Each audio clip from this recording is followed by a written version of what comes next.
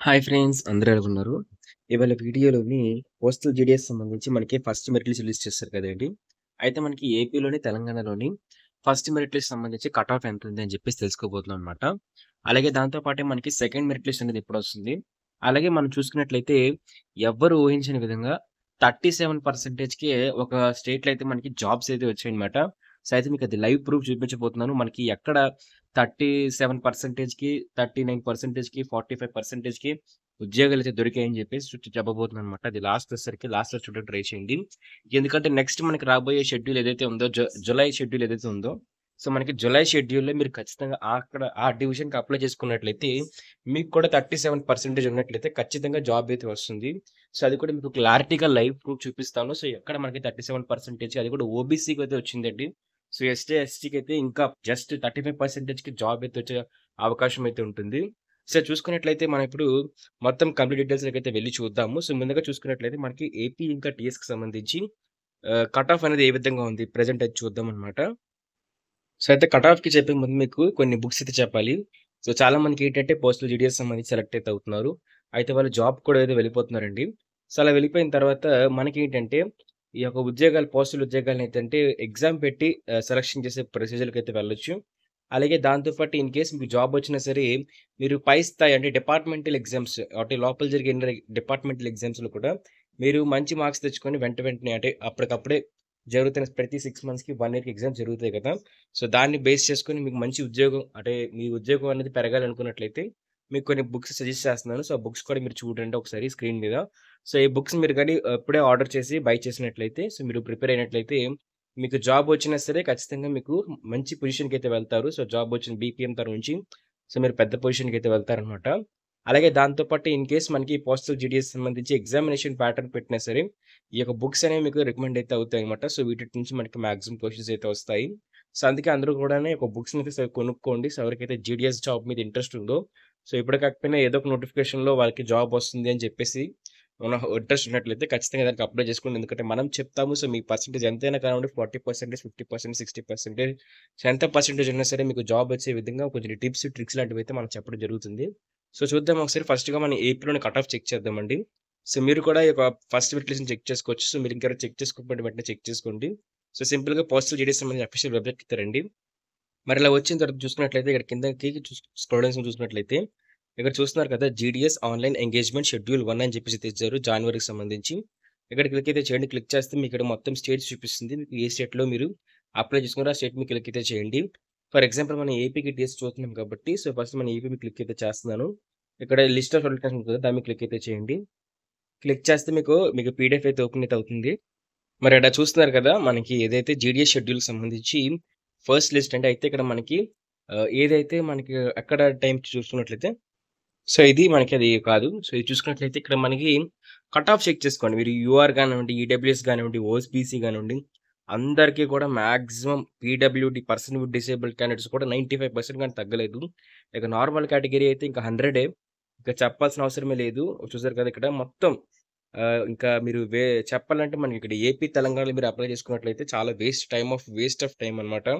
చూస్తున్నారు కదా! మనకు మొత్తం ఇంకెక్కడ కూడా అసల పర్సన్ విత్ డిసేబిలిటీ అంటే పీడబ్ల్యూడీ క్యాండిడేట్ ఎవరైతే ఉన్నారో వాళ్ళకి తప్పిస్తే 95% దగ్గర ఇంక ఎవరికీ కూడా కనీసం 99 పాయింట్ కూడా ఎక్కడ లేదండి.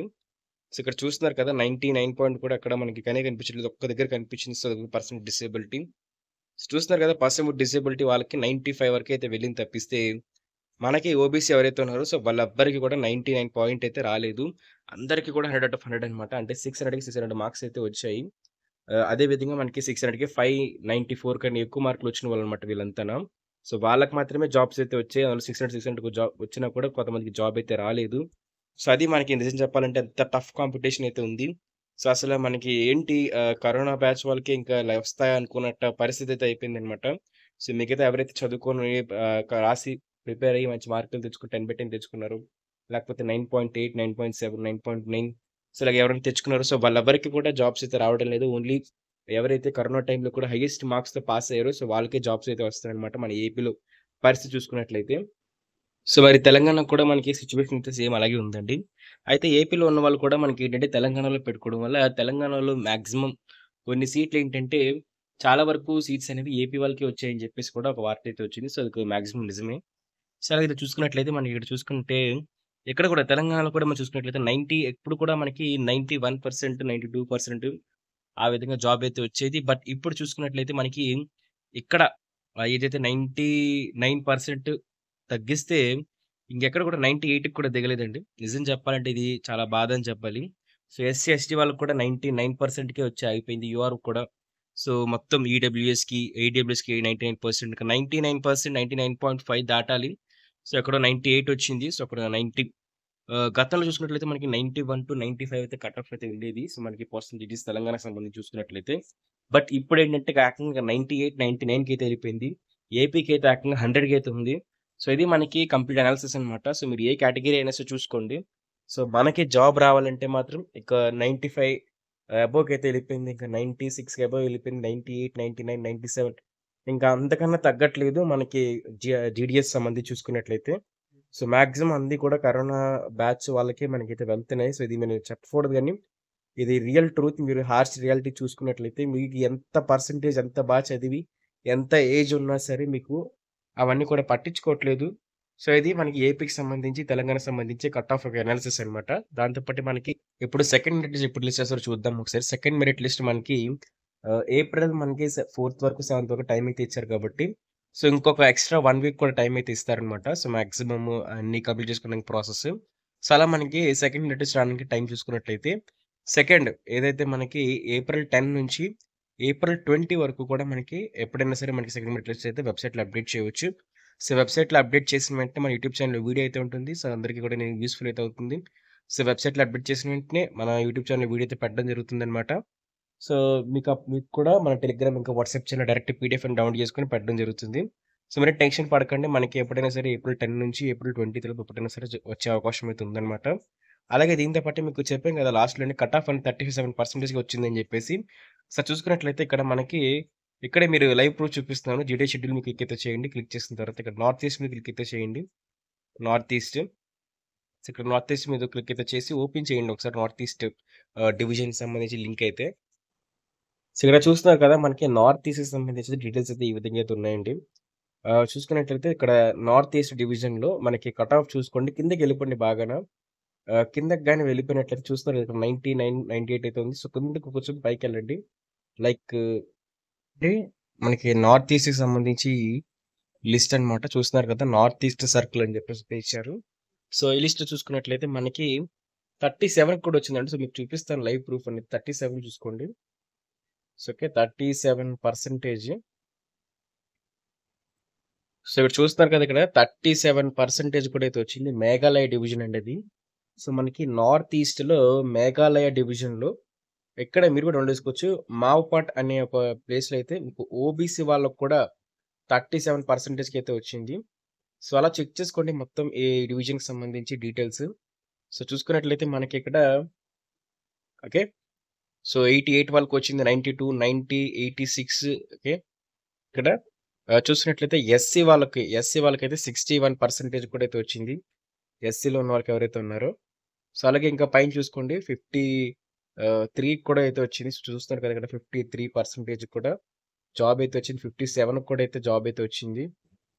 సో, అలాగే ఇక్కడ మనం చూసుకున్నట్లయితే 61 కూడా మనకి ఏబీపీఎం కింద జాబ్స్ సో, మనకి వచ్చాయన్నమాట 61%. సో, ఇది ఫ్రెండ్స్ మనకి పోస్ట్ ఆఫీస్ సంబంధించి లిస్ట్ యొక్క కంప్లీట్ డీటెయిల్స్ అన్నమాట. సో, మనకి ఈ మేఘాలయ డివిజన్ అంటే మంచిగా కట్ ఆఫ్ అయితే ఉంది. సో, ఇక్కడ మీరు అప్లై ఎవరైతే అప్లై చేసుకున్నారో ఖచ్చితంగా జాబ్ అయితే వచ్చిందన్నమాట. సో, చూసారు కదా ఫ్రెండ్స్ మనకి పోస్టల్ డీటెయిల్స్ అడ్మిట్స్ మొత్తం తెలపడం జరిగింది. సో, మీకు ఇంకా డౌట్స్ ఖచ్చితంగా కామెంట్ చేయండి. మీకు రిప్లై కూడా ఇస్తాను. సో, పోస్టల్ డీటెయిల్స్ సంబంధించి ఎలాంటి అప్డేట్ వచ్చినా సరే మన యూట్యూబ్ ఛానెల్‌లో వీడియో అయితే ఉంటుంది. సో, డాక్యుమెంట్ వెరిఫికేషన్ సంబంధించి కూడా కంప్లీట్ వీడియో అయితే ఉండబోతుందన్నమాట. సో, అది కూడా చూడడానికి ట్రై చేయండి. సో, ఇలాంటి వీడియోని అయితే లైక్ చేయండి. లైక్ చేస్తే మీకు పోస్టల్ డీటెయిల్స్ సంబంధించి ఇంకా మరిన్ని వీడియోస్ అయితే వస్తాయి.